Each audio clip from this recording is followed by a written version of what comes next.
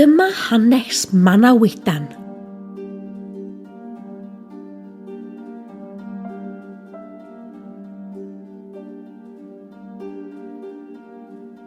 Mae Manawydan yn priodi Rhiannon.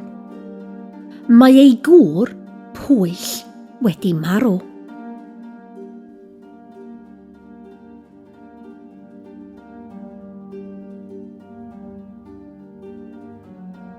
Yn sydyn, mae hi'n niwlog iawn. Mae niwl ofnadwy ledled Cymru.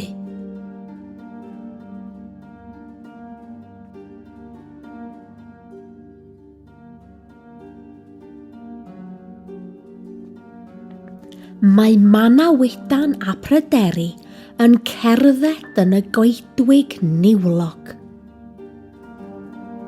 Mae nhw'n gweld mochyn gwyn. Mae nhw'n dilyn y mochyn. Mae nhw'n gweld tŵr.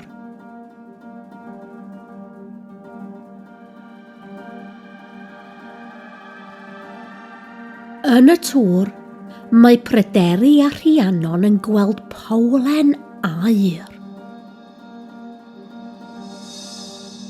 Mae nhw'n cyffwrdd y bowlen.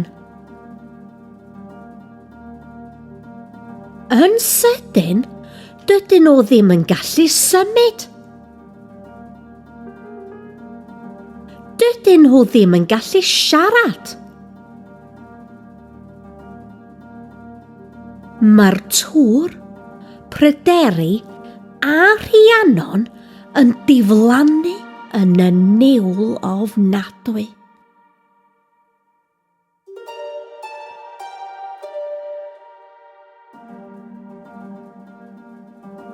Mae Manawydan yn drist iawn.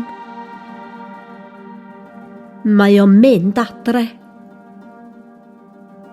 Mae gynno fo fferm, ond mae llygod yn bwyta'r cnydau yn y cae bob nos.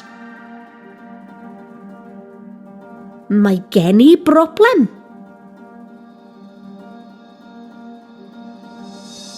Un bore, mae Manawydan yn dal un llygoden.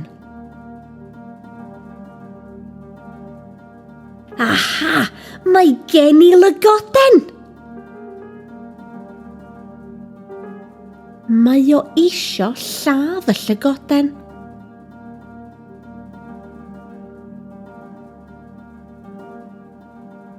Mae Esgob yn dŵad i weld Manawydan.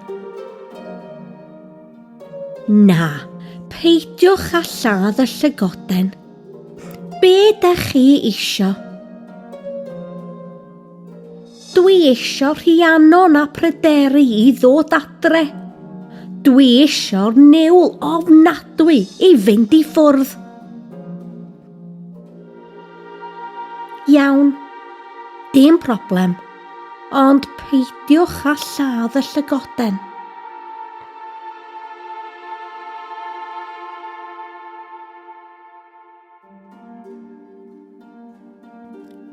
Dydy Manawydan ddim yn lladd y llygoden. Mae Pryderi a Rhiannon yn dod adre.